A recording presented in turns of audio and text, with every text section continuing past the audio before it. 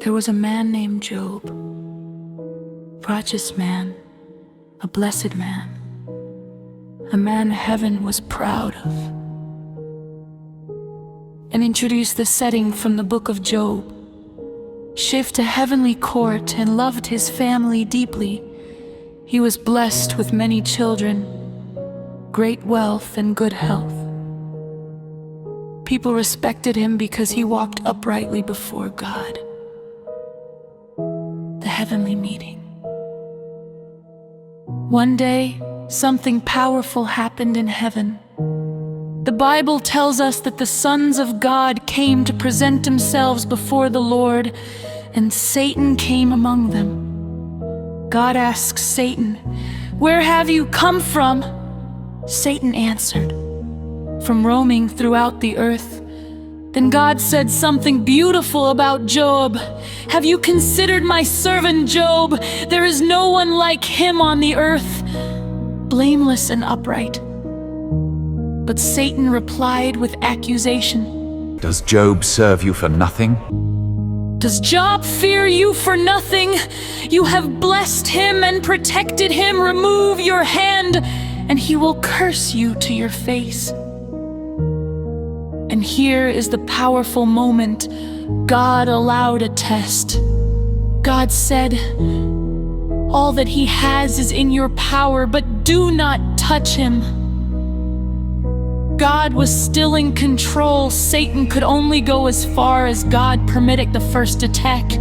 In one terrible day, raiders stole Job's oxen and donkeys. Fire fell and burned his sheep. Chaldeans took his camels.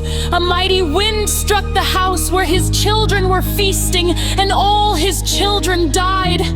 Everything was gone. Yet Job fell to the ground and worshipped.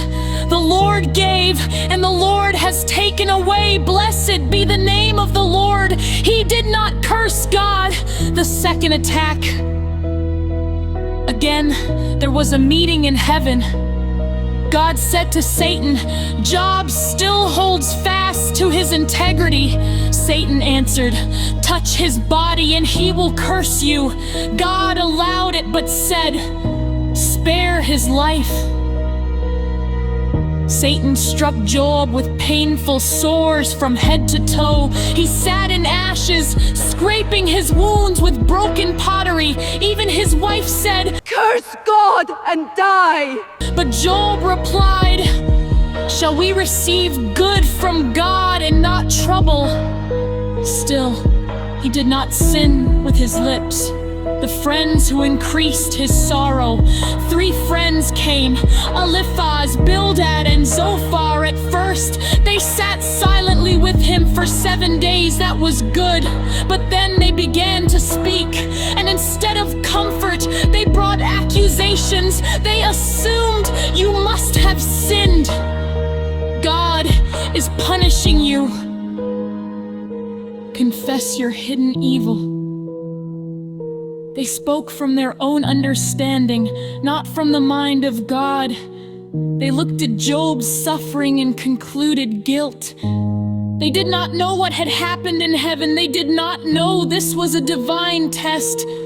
They misrepresented God. God's anger against Job's friends. When the Lord finally spoke, he corrected everyone. God said to Eliphaz, "My anger burns against you and your 2 friends, for you have not spoken of me what is right, as my servant Job has."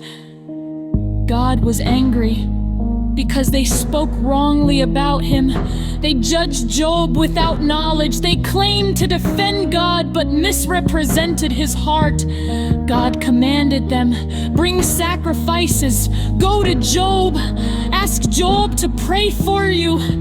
And here is the powerful part. Job shall pray for you, for I will accept him. Job forgives and prays. Think about this. These men accused him, judged him, added pain to his suffering, misunderstood him when he lost everything, including all his children. Yet Job did not refuse. He forgave them. He prayed for them, and when Job prayed for his friends, the Lord restored his fortunes. Forgiveness unlocked restoration, double restoration. God restored Job 2 times all that he had lost, twice the livestock, new sons and daughters, long life, honor restored. Satan stole, God restored double. God accepted Job, God vindicated Job, God honored Job's forgiveness. A message for us today. If Job could forgive after losing his wealth, after losing his health, after losing all his children, after being wrongly accused, then we also can forgive. Unforgiveness blocks healing. Forgiveness opens restoration. Today is the day to say, I forgive. Forgive the friend. Forgive the family member. Forgive the colleague. Forgive the neighbor. Release them. Pray for them. Let God fight your battles. Because when Job prayed for his friends, that was the moment God restored him.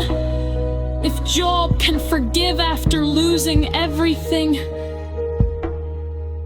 you can forgive too. And when you do, restoration will come.